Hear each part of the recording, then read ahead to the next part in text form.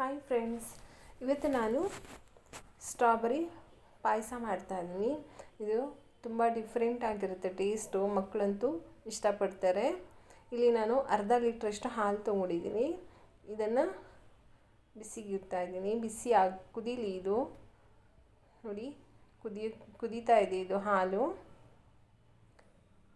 ನೋಡಿ, ಇದಕ್ಕೊಂದು 100 ಗ್ರಾಮ್ ಆಗುವಷ್ಟು ಫ್ರೈಡ್ ಶಾವಿಗೆ ಹಾಕ್ಕೊಂಡಿದ್ದೀನಿ. ನೀವು ಮನೆಯಲ್ಲೇ ಶಾವಿಗೆನ ಫ್ರೈ ಮಾಡಿ ಹಾಕೋಬೋದು. ನಾನಿದು ರೆಡಿಮೇಡ್ ಹಾಕ್ಕೊಂಡಿದ್ದೀನಿ.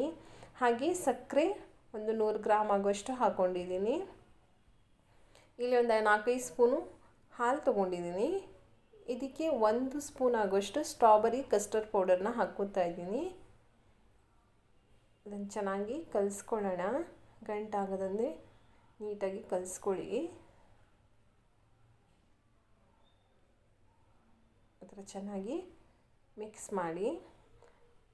ನೋಡಿ, ಈ ಥರ ಮಿಕ್ಸ್ ಮಾಡ್ಕೊಂಡಿದ್ದೀನಿ. ಇಲ್ಲಿ ಶಾವಿಗೆ ಬೆಂದಿದೆ. ನೋಡಿ, ಚೆನ್ನಾಗಿ ಬೆಂದಿದೆ ಇದು.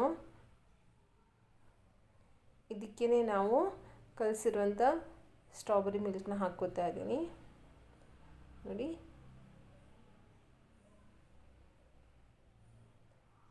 ನೋಡೋಕ್ಕಷ್ಟೇ ತುಂಬ ಚೆನ್ನಾಗಿರುತ್ತೆ, ಕಲರ್ಫುಲ್ಲಾಗಿರುತ್ತೆ. ಇದು ಸ್ವಲ್ಪ ಚೆನ್ನಾಗಿ ಕುದೀಲಿ ಇದು. ನೋಡಿ, ಈ ಥರ ಆಗಿದೆ ಇದು. ಇದಕ್ಕೆ ನೀವು ಬೇಕಾದರೆ ಡ್ರೈ ಫ್ರೂಟ್ಸ್ ಎಲ್ಲ ಹಾಕ್ಕೋಬೋದು. ನಾನಿಲ್ಲಿ ಹಾಕ್ಕೊಂಡಿಲ್ಲ. ಇಷ್ಟ ಇದ್ದವರು ಹಾಕ್ಕೋಬೋದು.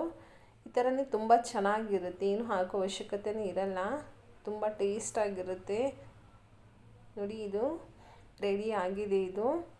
ನೀವು ಇದನ್ನು ಮನೆಯಲ್ಲಿ ಟ್ರೈ ಮಾಡಿ. ಇಷ್ಟ ಆದರೆ ಲೈಕ್ ಮಾಡಿ, ಶೇರ್ ಮಾಡಿ, ಸಬ್ಸ್ಕ್ರೈಬ್ ಮಾಡಿ. Thank you.